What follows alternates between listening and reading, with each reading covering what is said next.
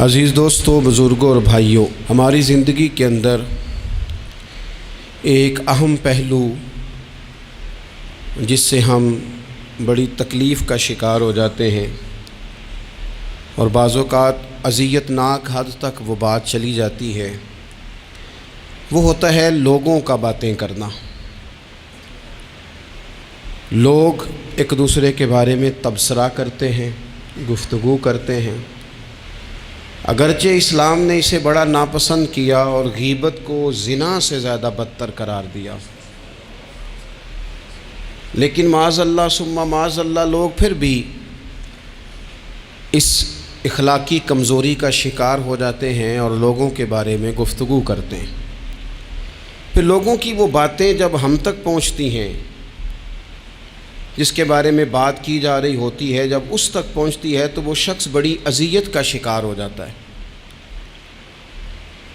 وہ ذہنی تکلیف میں بھی آتا ہے، کرب میں بھی مبتلا ہوتا ہے، اور بعض اوقات خدا معاف فرمائے تو بعض لوگوں میں مایوسی بھی پھیل جاتی ہے۔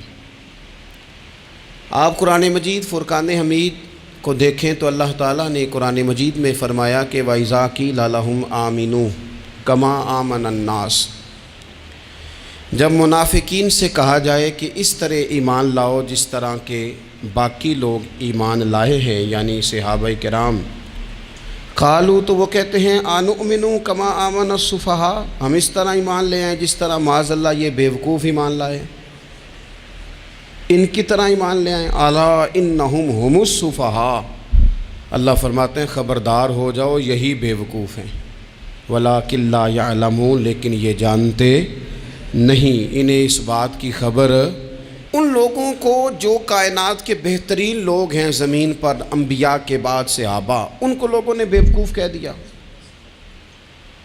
باتیں کر دی۔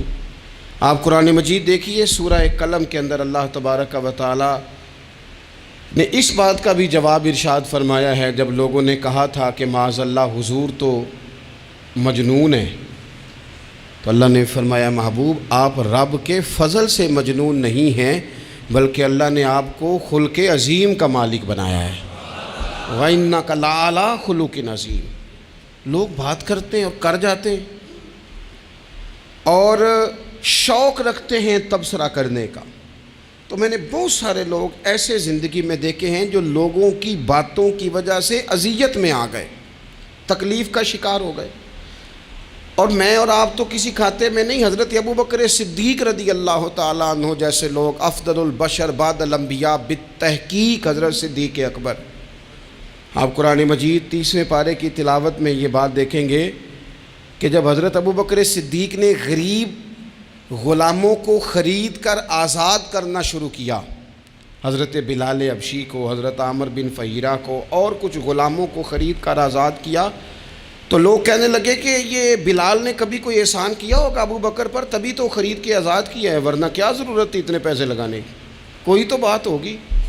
اللہ تعالیٰ نے اس کا بھی قرآن مجید میں اعلان فرمایا ابو بکر نے جو کیا ہے رب کی رضا کے لیے کیا ہے۔ تو گفتگو کرنا، بات کرنا، لوگوں کا اتنا یہ خطرناک مزاج ہے، ایک جملہ کہہ کے لوگ سائڈ پہ ہو جاتے ہیں، بندہ بیچارہ ساری رات تڑپتا رہتا ہے، ایک فکرے کا تبصرہ کر کے لوگ کونے میں چھپ جاتے ہیں، اور کسی آدمی کے لیے وہ اسے سولی پہ لٹکا جاتے ہیں، اپنی زبان کے تیروں سے لوگ پریشان کرتے ہیں۔ پہلے تو اللہ سے یہ معافی مانگیں کہ رب اس جرم سے ہمیں محفوظ فرمائے۔ اور اب تو لوگوں کی زبانیں اتنی لمبی ہو گئیں کہ وہ صحابہ تک چلی گئی ہیں، اہل بیت نبوت تک چلی گئی ہیں۔ تبصروں کے شوق میں لوگوں نے یہ دیکھا ہی نہیں کہ میری حیثیت کیا ہے اور میں بات کس کی کر رہا ہوں، میری اوقات کیا ہے اور میں تبصرہ کس پہ کر رہا ہوں۔ بے باک ہونا اور بات ہے اور بدتمیز ہونا، ان دونوں میں فرق ہوتا ہے۔ تو میرے عزیز، ایک تو اس سے پرہیز کریں، اور پھر دوسرا آپ سے، اپنے آپ سے، سب سے ایک گزارش کروں گا کہ ایک بات اپنی زندگی میں طے کر لیں کہ یہ ہو نہیں سکتا کہ لوگ آپ کو باتیں نہ کریں، یہ ممکن نہیں، اس لیے کہ مخلوق تو فنکار ہے اس درجہ کے پل بھر میں سنگے در کعبہ سے بھی اصنام تراشے، تم کون ہو کیا چیز ہے داغ کبابی، لوگوں نے تو مریم پہ بھی الزام تراشے۔ مخلوق تو فنکار ہے اس درجہ کے پل بھر میں، یہ تو فنکار ہے، ایک منٹ میں لوگ نکال کے لے آتے ہیں بات، ایک منٹ میں۔ امام جعفر صادق رضی اللہ تعالیٰ عنہ بیان کرتے ہیں، امام ابو نعیم نے حلیۃ الاولیاء میں اس کو بیان کیا۔ حضرت امام جعفر صادق رضی اللہ تعالیٰ عنہ فرماتے ہیں کہ حضرت موسیٰ کلیم اللہ علیہ السلام نے اللہ کی بارگاہ میں عرض کی، مالک میں چاہتا ہوں لوگ میرا سوائے بھلائی کے ذکر نہ کریں، میرا ذکر کریں تو صرف بھلائی کے ساتھ کریں، خیر کے ساتھ کریں، میرے بارے میں شر کی بات نہ کریں۔ تو رب کریم نے فرمایا، موسیٰ یہ بات تو میں نے اپنے لیے بھی نہیں چاہی کہ لوگ جب بھی میرا ذکر کریں خیر کے ساتھ ہی کریں، تب جب رب نے اپنے لیے نہیں چاہا تو پھر اے موسیٰ لوگ تو بات کریں گے ہی، لوگ تو منہ میں زبان رکھتے ہیں، یہ تو گفتگو کریں گے ہی، یہ تو کریں گے۔ اب ہوتا کیا ہے، ہم اس کا نفسیاتی اثر لیتے ہیں، ہم اس کا اثر لیتے ہیں۔ میں اکثر کہتا ہوں سارے لوگ ہی کانوں کے کچے ہوتے ہیں، کچھ تھوڑے زیادہ ہوتے ہیں، کچھ تھوڑے کم ہوتے ہیں، اور بعض لوگ کہتے ہیں اتنے لوگ فلانے بندے کی بات مانتے ہیں۔ تو میں نے کہا دنیا میں تو آج بھی کافر زیادہ ہیں، کافر زیادہ ہیں، شیطان کے پیروکار آج بھی، تو زیادہ ہونا کوئی حق کی دلیل ہے ہمیشہ؟ یہ کیا بات ہوئی کہ فلانے کی اتنے لوگ بات مانتے ہیں؟ یہاں تو میں نے یہ دیکھا ہے اس معاشرے میں کہ جھوٹے سے جھوٹا آدمی، اس کے بھی فالور ہوتے ہیں، دغے باز سے دغے باز بندہ، اس کے بھی گویوں کے فالور، اداکاروں کے فالور، فلانے کے فالور۔ اس کا یہ تو بھئی انسان کا مزاج ہے، ہر بندہ کانوں کا کچا ہے، کوئی تھوڑا زیادہ کچا ہے، کوئی تھوڑا کم کچا ہے، تو باتیں تو ہوگی، لوگ منہ میں زبان رکھتے ہیں تو گفتگو تو کریں گے۔ اب یہ اثر لینے والے پہ ہے کہ وہ اس کا اثر کس طرح کا لیتا ہے۔ ہمارے ہاں بڑے بڑے سمجھدار لوگ نفسیاتی ہو جاتے ہیں، بڑی بڑی سمجھدار خواتین نفسیاتی ہو جاتی ہیں، میری ساس باتیں کرتی ہے، میری نند باتیں کرتی ہے، مجھے فلانا باتیں کرتا ہے، مجھے فلانا۔ بھائی باتیں، جس کے منہ میں زبان ہے اس نے بات تو کرنی ہے۔ اب آپ نے کیوں یہ دعویٰ کر لیا ہے کہ آپ اتنے اونچے چلے جائیں کہ آپ کو بات ہی کوئی نہ کرے؟ کیا حرج ہے اس میں؟ اگر کوئی آپ کو بات کر دے تو کیا ہیں ہم؟ کسی نے کر لی تو پھر کیا ہوا؟ اس کا اتنا اثر قبول کرنا کہ ساری رات سونا ہی نہ، پریشان ہو جانا۔ اور بعض لوگ ایسے ہیں جنہیں اتنی باتیں نہیں ہوتی جتنی انہیں ٹینشن ہوتی ہے، یعنی وہ دو بندے کونے میں کھڑے ہیں تو میری ہی بات کر رہے ہیں، اور بھائی وہ اتنا اہم نہیں ہے، انہیں کوئی اور کام بھی ہو سکتا ہے، تیری بات ہی انہوں نے کرنی۔ بلا وجہ لوگ سمجھتے ہیں کہ میں بڑا اہم آدمی ہوں، وہاں بھی مجھ پہ تبصرہ ہو رہا ہے، یہاں بھی ہو رہا ہے۔ اس پہلو سے باہر آئیں، اس کمپلیکس سے نکل آئیں۔ ابن حزم کہتے ہیں کہ مصر میں ایک تاجر بڑا کامیاب ہو گیا تھا، بڑا کامیاب تاجر ہو گیا۔ تو زندگی میں جتنے لوگ بھی کامیاب ہوتے ہیں ان سے حسد ہوتا ہے، اس سے بھی اس کے ارد گرد کے لوگوں نے حسد شروع کیا۔ اب تاجروں نے پلاننگ کی کہ اسے خراب کیسے کرنا ہے۔ وہ ایک دن اپنے گھر سے نکلا، سفید کرتا سفید پگڑی باندھ کے باہر۔ اب 5-6 لوگوں نے پہلے سے منصوبہ بندی کی ہوئی تھی۔ ایک صاحب اسے ملے، کہنے لگے ماشاءاللہ آج تو سفید کرتے پر سبز امامہ، سبز پگڑی بڑی ہی اچھی لگ رہی ہے۔ تو وہ ہنس کے کہنے لگا، لگتا ہے آپ سو کے اٹھ کے آئے ہیں، پگڑی تو میری سفید ہے۔ اس نے کہا چلو پگڑی تو سبز ہی ہے، باقی آپ نہیں مانتے تو آپ کی مرضی۔ وہ آگے بڑھا، تو اب کیونکہ پلاننگ تھی تو ایک شخص اور ملا، اس نے کہا کیا بات ہے، سفید کرتے پر آپ کا پیلے رنگ کا امامہ کیا جچتا ہے؟ اس نے کہا یار کو خدا کا خوف کر۔ ہنس کے کہا کیا ہو گیا، تیری اینک کا نمبر تو نہیں تبدیل ہونے والا ہوا؟ اور بھائی میں نے تو سفید کرتا اور سفید ہی امامہ باندھا ہے۔ اب 2-3 لوگوں کی دفعہ تو وہ مسکرایا، لیکن وہ ڈھیر سارے لوگوں نے منصوبہ بندی کی تھی۔ وہ جب چوتھے کے پاس گیا تو اس نے بھی کہا کہ کیا بات ہے سفید کرتے پر پیلے رنگ کے امامے کی؟ اس نے کہا پیلا کہاں ہے؟ اب وہ غصے ہونے لگا۔ اب وہ چھٹے کے پاس گیا تو اس نے کہا جناب کیا بات ہے سفید کرتا اور کالا امامہ؟ اب وہ غصے میں اتنا باولا ہوا کہ پہلے ہنسا پھر رویا، پھر اسے سمجھ نہ آئی کہ دکان کا تالا کس چابی سے میں نے کھولنا ہے۔ بس وہ شام ہوئی تو اس بیچارے کو بچوں نے روڑے مارنے شروع کر دیے۔ وہ اتنی تکلیف میں آ گیا کہ لوگ اسے پاگل کہنے لگے۔ کیوں؟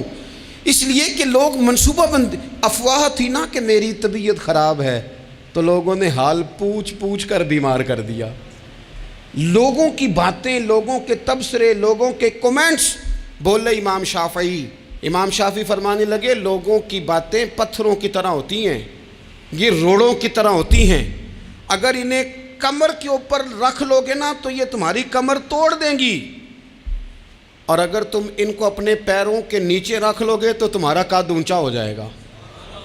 بس دنیا میں وہ لوگ پریشان ہوتے ہیں جو لوگوں کی باتوں کو کندھوں پر سوار کر لیتے ہیں، جو پیروں کے نیچے رکھے، جو پاؤں کے نیچے رکھے ان کا قد۔ وہ پرانے زمانے میں نا عارف رومی رحمۃ اللہ علیہ فرماتے ہیں کہ ایک بیل گائے گر گئی تھی کنویں کے اندر، تو اب وہ لوگ اس کو نکال تو نہیں سکتے تھے، تو انہوں نے اس طرح کیا کہ مٹی ڈالنی شروع کر دی کہ اب بدبو آئے گی، پریشانی ہوگی، تو اس کو بند کر دیتے ہیں اندر ہی کنویں کو، کنواں نئی جگہ پہ کھود لیتے ہیں۔ انہوں نے جب اس کے اندر مٹی ڈالی نا تو وہ گائیں جو تھی وہ مٹی جھاڑ کے تو مٹی کے اوپر آ گئی، انہوں نے پھر مٹی ڈالی تو وہ تھوڑی اور اوپر آ گئی، اور مٹی ڈالی تو اور وہ مٹی ڈالتے گئے اور گائیں وہاں سے کنویں سے باہر آ گئی۔ لوگوں نے دفن کرنا چاہا، وہ باہر نکل آئی۔ اور میرے بھائی لوگ بھی اپنی باتوں میں دفن کرنا چاہتے ہیں، لیکن یاد رکھنا جو چمکنے والے تھے وہ چمکتے ہی رہے، جن کو اللہ نے عزت دی تھی ان کی گھٹائی کوئی نہیں سکا۔ اتنی لمبی زبانیں کھول کے لوگوں نے صحابہ کے بارے میں باتیں کی، باتیں ہو رہی ہیں، لوگ جن کو دبانا چاہتے تھے۔ آج نہیں صوفیاء کی مخالفت شروع ہوئی، ان کے زمانے میں بھی ہوئی، ان کے دور میں ان کے خلاف کتابیں لکھی گئیں، لکھنے والے خدا جانے کہاں ہیں، اور داتا صاحب ہو رہی ہے، خواجہ صاحب ہو رہی ہے، حضور غوث اعظم کے ان کے زمانے میں بھی ایسا نہیں ہوا کہ بڑی خوشی سے لوگوں نے آگے بڑھ کے پھول ڈالے ہوں، ان کے دور میں باقاعدہ جتھے تیار ہوئے، جتھے، اور پورا کام کیا گیا۔ اور ویسے بھی اگر کوئی شخص آپ کا مخالف ہی نہیں ہے تو پھر آپ کو چمکنے کا مزہ کیسے آئے گا؟ کوئی تو مخالف ہو نا، کوئی تو ہو نا جو کوئی بات کرے۔ دیکھیں نا، اگر اندھیرا نہ ہو، رات نہ ہو تو بلب کی کوئی اہمیت رہ جائے گی؟ یہ چمکتا ہی تب ہے جب اندھیرا زیادہ ہوتا ہے۔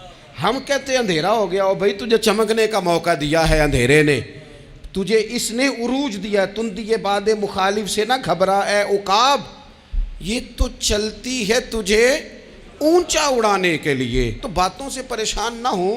میں نے کہا کہ اگر آپ باتوں کا پہاڑ بنا کے اوپر سوار ہو جائیں گے نا تو قد اونچا کریں گی باتیں۔ جو بندہ ڈسکس ہونے لگ جاتا ہے وہی تو مشہور ہوتا ہے، اسی کی تو بات ہوتی ہے۔ دیکھیں کیا ہوتا تھا بھلا مکے میں، کوئی بندہ باہر سے آتا تو ابو جال اسے کھڑا کر کے کہتا حضور کے پاس نہ جانا، تو کہتا پتہ تو کروں بھلا نبی پاک کے پاس کیا ہے، پتہ تو کروں بھلا حضور کے پاس کیا ہے۔ تو جن سے تعارف نہیں ہونا تھا وہ بھی تعارف کرا رہے تھے رسول پاک کا۔ تو اس لیے باتوں سے گھبرا جانا۔ ہاں ایک بات ہمیں کتاب و سنت میں ملتی ہے، اس پر ضرور غور کریں، تہمت والی جگہ سے بچیں، تہمت کا موقع نہ دیں۔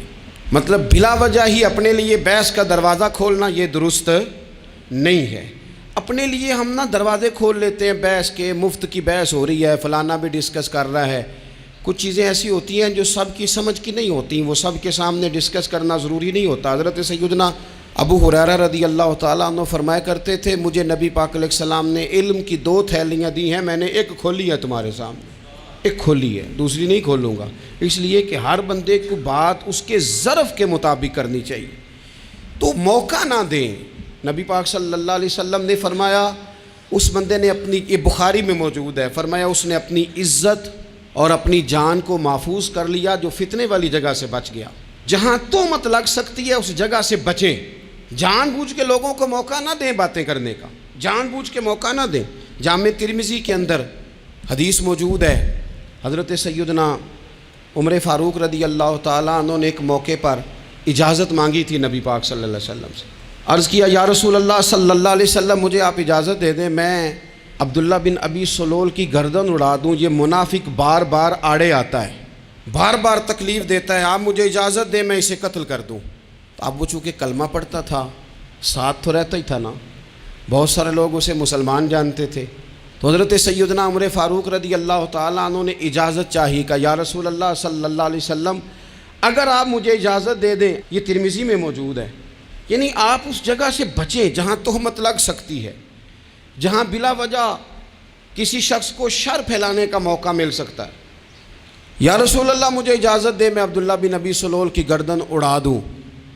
تو نبی پاک صلی اللہ علیہ وسلم نے فرمایا کہ عمر اگر میں تمہیں ایسا کرنے کی اجازت دوں گا تو لوگ کہیں گے کہ اب اپنے قریبیوں کو انہوں نے مروانا شروع کر دیا ہے، ساتھ والوں کو ہی مروانا شروع، لوگ تو اسے مسلمان سمجھتے ہیں نا، تہمت والی جگہ سے۔ بلکہ بخاری شریف میں اسی طرز کا ایک اور پیغام بھی ہمارے لیے موجود ہے۔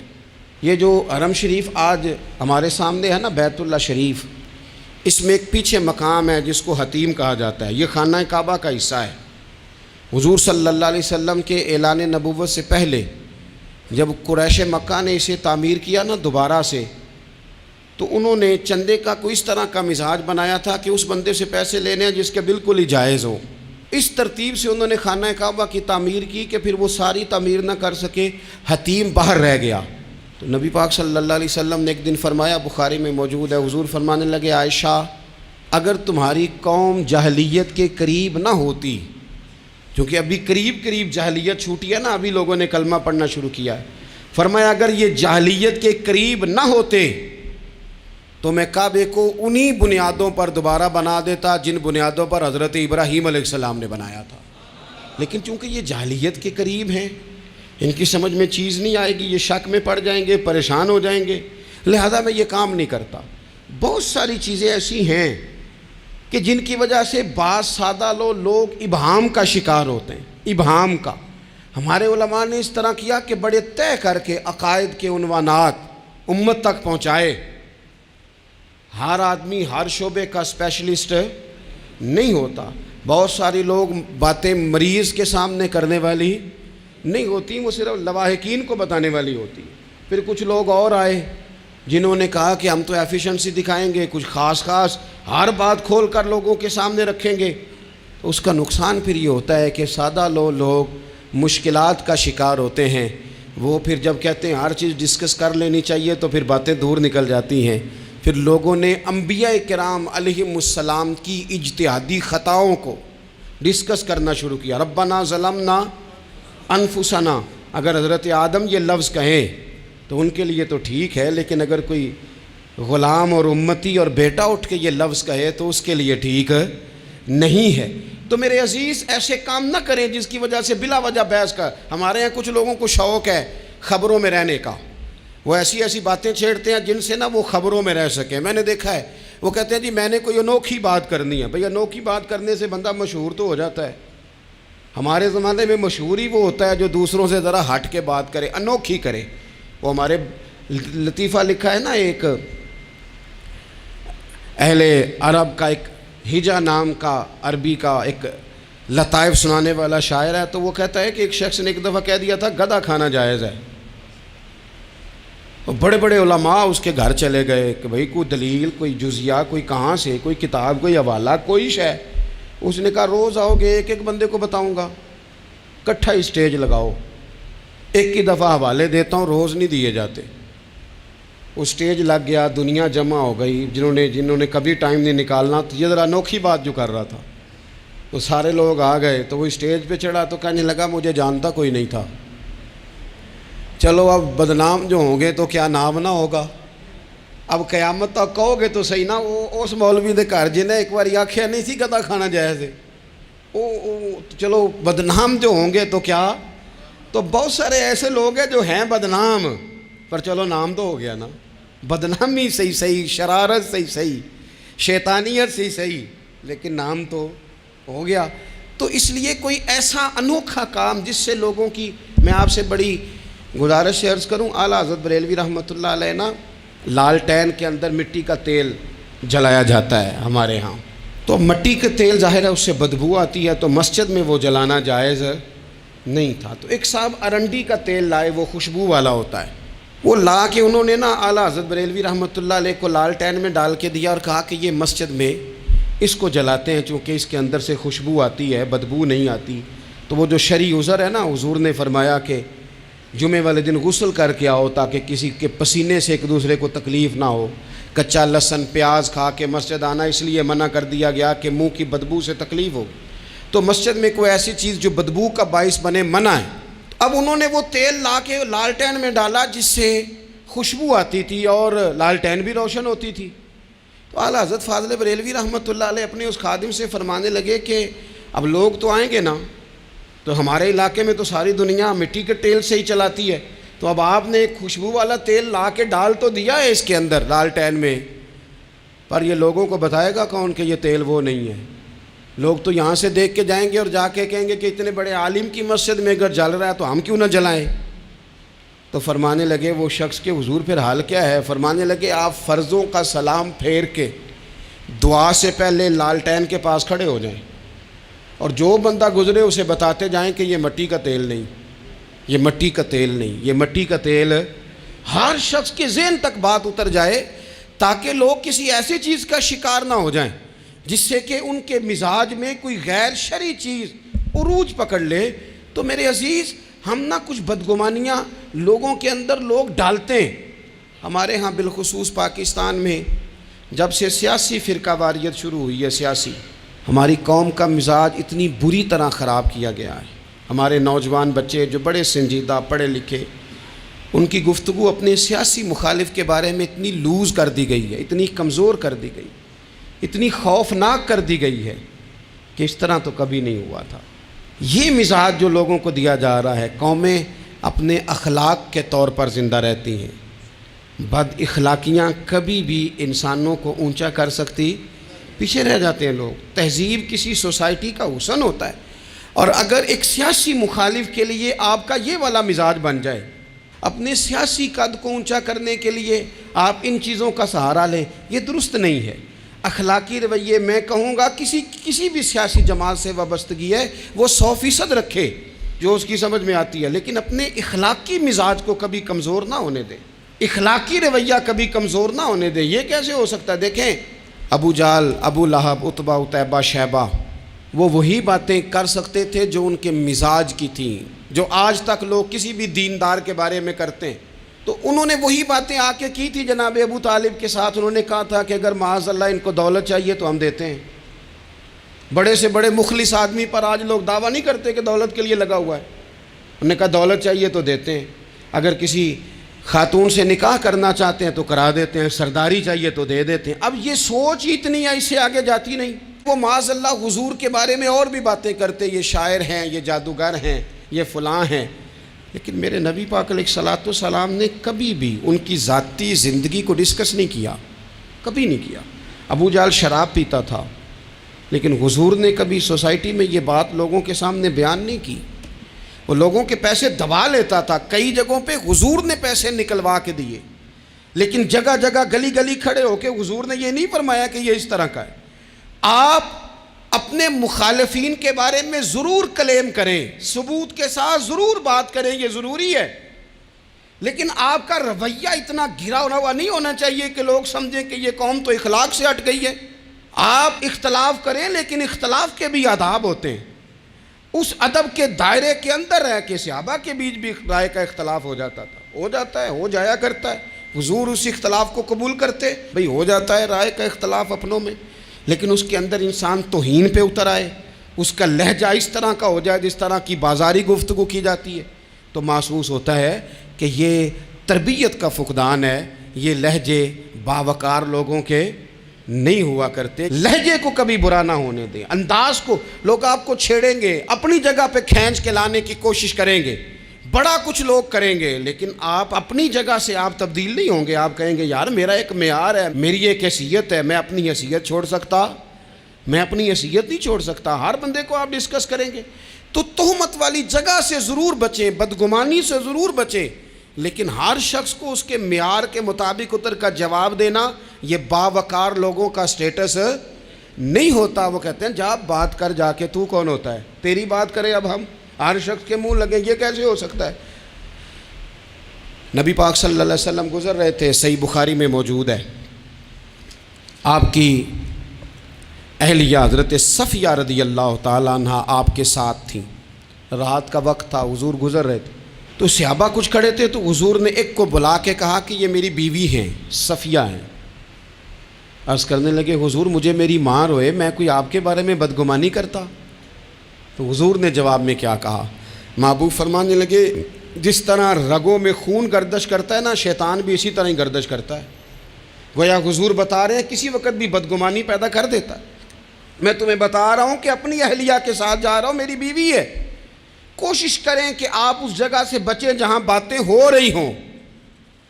اور اس پہلو پہ تیسری گزارش اس عنوان پر یہ ہے کہ اگر کسی کے بارے میں باتیں ہو رہی ہوں تو فٹافٹ اس کا حصہ بننے کی کوشش نہ کریں، بلکہ آپ کے پاس جب تک کوئی شرعی ثبوت نہیں ہے تب تک آپ اس بات کا حصہ نہ بنیں۔ ہمارے ہاں بات ہو رہی ہوتی ہے تو 2-4 بندے دوڑ کے نا اپنا بھی حصہ ڈالتے ہیں، بلکہ میں بڑی ذمہ داری سے یہ بات عرض کروں گا، بات لمبی ہوتی تب ہے جب کوئی بندہ درمیان میں کہہ دیتا ہے نا نہیں تجھے تو تھوڑا پتہ ہے، تھوڑا میں بھی کرتا ہوں۔ وہ کئی دفعہ وعدہ معاف گواہ بن جاتا ہے، جا کے دوسروں کو خبر کرتا ہے اس نے یہ کہا ہے، حالانکہ بندہ اس سے پوچھے کہ اگر انہوں نے کہا تھا تو اتنا سجن تھا تو وہاں جواب دے کے کیوں نہیں آیا؟ تجھے چاہیے تھا وہیں جواب دیتا، وہیں جا کے جواب دے دیتا۔ ایک بزرگ کی خدمت میں ایک دفعہ حاضر تھا، ایک بڑے عالم تھے، تو ان کے پاس آ کے ایک شخص نے کہا کہ فلاں آدمی آپ کے بارے میں یہ بات کر رہا تھا، تو وہ ہنس پڑے، فرمانے لگے پھر آپ کہاں تھے؟ کہنے لگے میں وہیں تھا۔ فرمانے لگے میرا اور آپ کا رشتہ کس طرح کا ہے؟ کہنے لگا جی میں تو شاگرد ہوں، ارادت مند ہوں۔ تو فرمانے لگے پھر آپ میرے پاس سوال لے کے آ گئے ہیں، آپ نے وہاں جواب کوئی نہیں دیا۔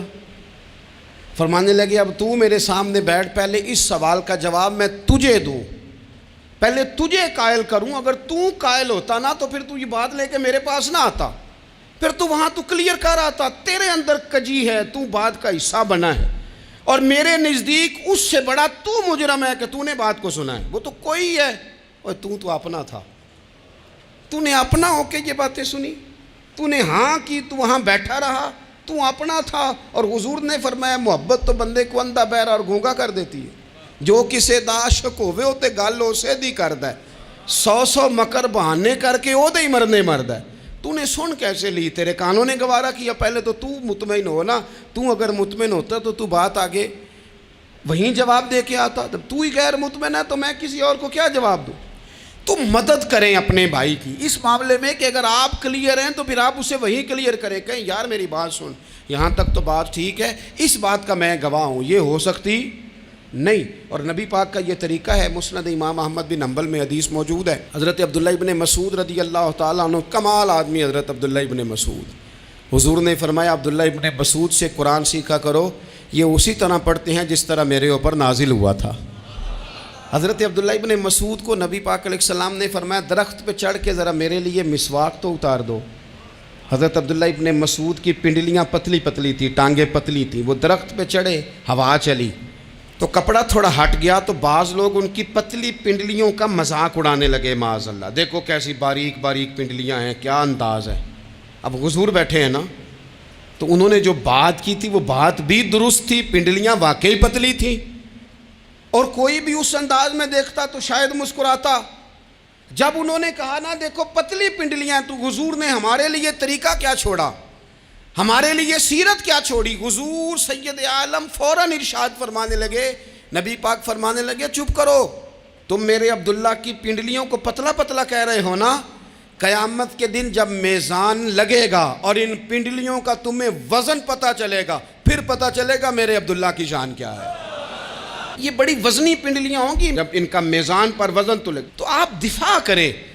نبی پاک صلی اللہ علیہ وسلم نے فرمایا اگر کسی جگہ تیرے بھائی کی عزت پر حملہ ہو رہا تھا اور تو بچانے پر قادر تھا اور تو نے اس کی عزت سے اس شر کو روک دیا، کہا نہیں یار ایسی بات نہیں ہے، تم غلط کہہ رہے ہو، فرمایا اگر تم کسی کی عزت کا دفاع کرو گے تو فرمایا جہاں تمہاری عزت خراب کی جا رہی ہوگی رب وہاں تمہاری عزت کا دفاع فرمائے گا، اللہ تمہاری عزت کا محافظ بن جائے گا۔ لیکن ہم کیا کرتے ہیں، ہم لوگ باتیں کر رہے ہوتے ہیں تو ہم ان باتوں میں ایک بات اور شامل کرتے ہیں، ہم ان باتوں میں ایک بات اور شامل کر لیتے ہیں اور انداز اختیار کر لیتے ہیں، اور جو آپ کے حق میں ہے اس نے مخالف نہیں ہونا، اور جو مخالف ہے اس نے کبھی حق میں چھوڑیں۔ آپ کس کو قائل کر رہے ہیں؟ جس کی سمجھ میں آتی ہے وہ قبول کرے، نہیں آتی تو دروازہ کھلا ہے، کہیں اور تشریف لے جائے۔ ہمارا یہ مزاج بن گیا کہ بلا وجہ کی وضاحتیں بھی بندے کو کمزور کرتی ہیں، بلا وجہ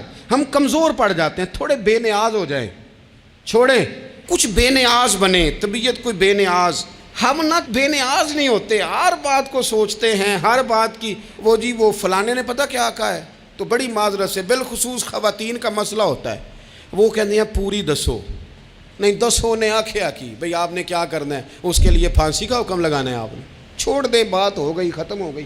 اپنی زندگی میں تھوڑی سی بے نیازی بھی پیدا کریں، تھوڑی سی بے نیازی، ہر ایک کی بات سننا، ہر ایک کی بات پر غور کرنا، ہر بندے پر تبصرہ شروع کر دینا، وہ تو تکلیف آ جائے گی۔ وہیں سے جہاں سے بات شروع کی تھی پھر وہیں لاتا ہوں کہ باتوں کا اثر لیں لیکن صرف خیر کی باتوں کا اثر لیں، لیکن صرف اچھے لوگوں کی باتوں کا۔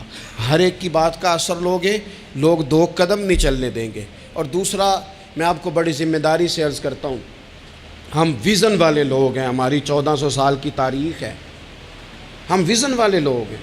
یہ نہیں ہے کہ ادھر ایک بندہ آیا تو تھوڑی سی ہم اس کے پیچھے چلے جائیں گے، پھر کل ایک اور آئے گا تو تھوڑا سا اس کے پیچھے چلے جائیں گے۔ یہ تو وہ لوگ ہوتے ہیں جن کے پیچھے بنیاد نہیں ہوتی، اور جن کی پوری بنیادیں ہونا۔ وقت زیادہ ہو گیا، ورنہ میں آپ کو اپنی سند پڑھ کے بتاتا کہ ہماری سند امام بخاری تک کیسے جاتی ہے اور امام بخاری کی رسول پاک تک کیسے جاتی ہے۔ یہ تو ایک تسلسل ہے۔ تو اس لیے بڑی جلدی آزمائش کا شکار نہ ہوا کریں۔ باتیں کس لیے ہیں؟ جو بندہ ویلا ہے اس نے بھی 4 باتیں تو ہر بات کا اثر نہ لیں۔ بالخصوص جوانوں سے کہتا ہوں، ٹارگٹ اچیو کرنے کے لیے سب سے پہلے تو مقاصد کا تعین کرے، جانا کدھر، اور پھر اس پہ لگ پڑے۔ باتیں ہوتی رہیں گی لیکن باتوں کو پشت پہ سوار نہیں کرنا، باتوں کو پاؤں کے نیچے رکھنا ہے، قد اونچا ہو جائے گا، قد اونچا ہو جائے گا۔ پشت پہ سوار کرو گے تو گردن ٹیڑھی کر دیں گے۔ آپ بس بڑھتے جائیں۔ گھوڑا جب دوڑتا ہے نا، دوڑتا ہے تو اس کے پیروں کو جھاڑیاں لگتی ہیں، لیکن اگر دوڑتا رہے تو کوئی جھاڑی کہیں رہ جاتی ہے، کوئی کہیں رہ جاتی ہے۔